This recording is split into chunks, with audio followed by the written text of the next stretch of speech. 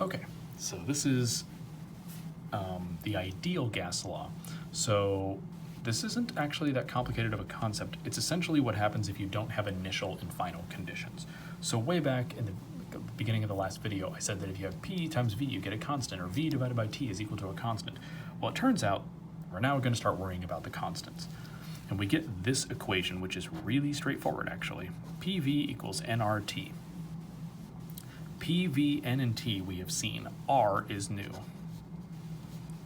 R is a constant. Okay? And it is R is equal to 0.0821. The units are going to be a little messy because none of these things cancel out. Liter atmospheres per mole Kelvin. Here's the inherent issue.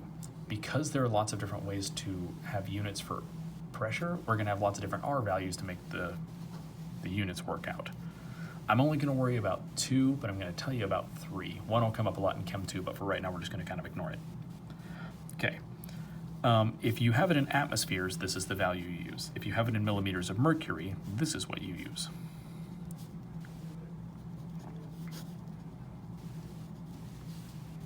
Okay. So honestly, these are the equivalent. It just depends on what your pressure units are. So if you have something in atmospheres, use this one. If you have something in millimeters of mercury, use this one. Okay. This third one has to do with energy. It turns out that if you push on something, push on your surroundings, it does work, which means there's an energy component to this. So it turns out that this is also a thing. These two up here matter a lot. Okay, we're gonna see these all the time. Chem 2, this one comes up a lot. Anytime we talk about energy in Chem 2, we use this a lot. Okay, for right now, we're gonna ignore it. I just wanted to introduce the concept. But let's try an example. Okay, we wanna know if you have 0.941 moles of, it doesn't really matter what gas, let's say Cl2, make it super toxic, I guess,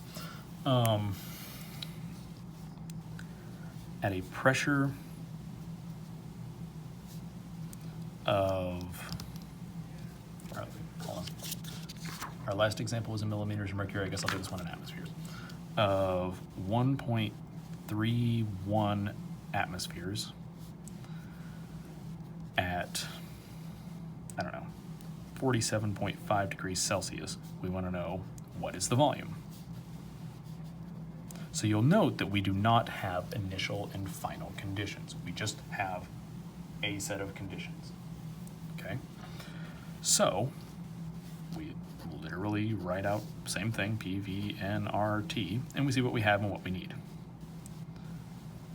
Okay, pressure is 1.31 atmospheres.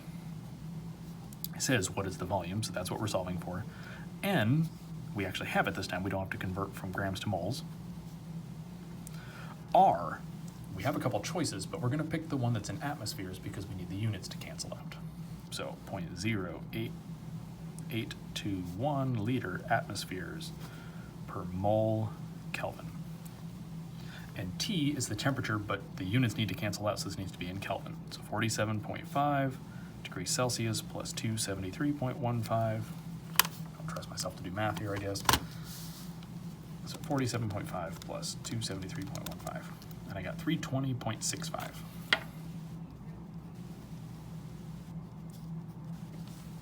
Okay, so PV equals nRT, we need to solve for V. I'm gonna show my work again. This one's pretty easy though. We just need V by itself, so we're gonna divide P off of both sides. Okay. So V equals nRT over P. Plug everything in. This is 0.941 moles. R is 0.0821 liter atmospheres per mole Kelvin. And I didn't give myself enough space. T is 320.65 Kelvin. Sorry. Divided by 1.31 atmospheres. Okay, so we'll plug it in. 0.941 times 0.0821 equals times 320.65, it equals divided by 1.31. And I got 18.9 liters. Okay.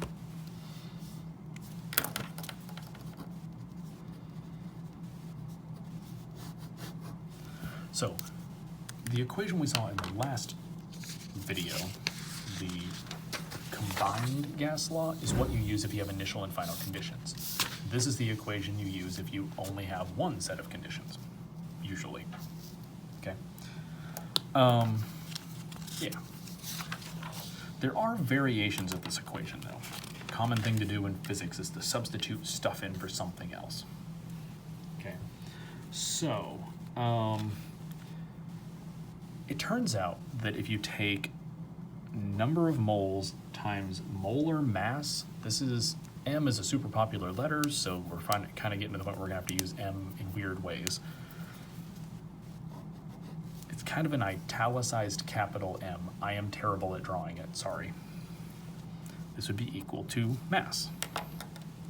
So this is moles, this is molar mass, so basically what you would add up off the periodic table. And this would be just mass. So this would be units of moles, this would be grams per mole, because that's the units on the periodic table. Moles would cancel out and you get grams. Great.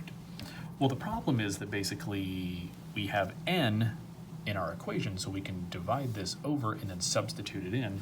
I'm just going to show you the end result. We get this version of the equation. So molar mass, which I will label here, equals m, little m, RT over PV. Oops, PV. So this is mass, this is the gas constant, this is the temperature in Kelvin, this is the pressure, and this is the volume.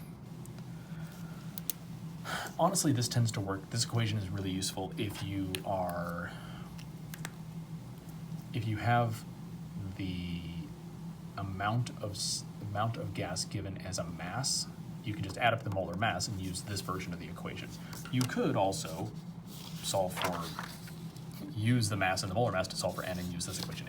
At this point, it doesn't really matter which one you use. They're equivalent. Okay. So, variation on the same idea. Okay. There is also one based on density. Okay. Way back at the beginning of, like at the end of chapter 1, we said that density equals mass over volume. Well, in this equation, we have mass and we have volume, so we can substitute stuff in. Again, this is pretty typical of of chemistry, to substitute stuff in. They substitute it in and then rearrange this equation. So it turns out that density of the gas is equal to the molar mass times the pressure divided by RT. I'm going to relabel everything. So this is density, and density of gases is grams per liter. I should point that out. This is molar mass, which is grams per mole. This is the pressure, which, might be atmospheres or millimeters of mercury.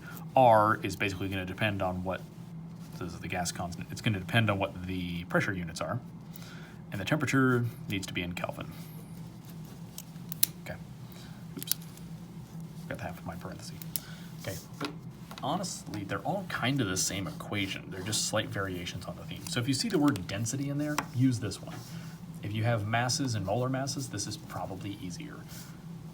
They're all equivalent equations though. So for most problems, you can use one of these. If you have one set of conditions, you could literally use any of these three and it'll probably work out. You just, based off what you have available, this one might be easier, or this one might be easier, or this one might be easier. You just decide what based off what you've got. But even if you pick wrong, you can, like if you need to solve for moles and you've got mass and molar mass, you can still use this equation and it works just fine. Okay. All right, thanks.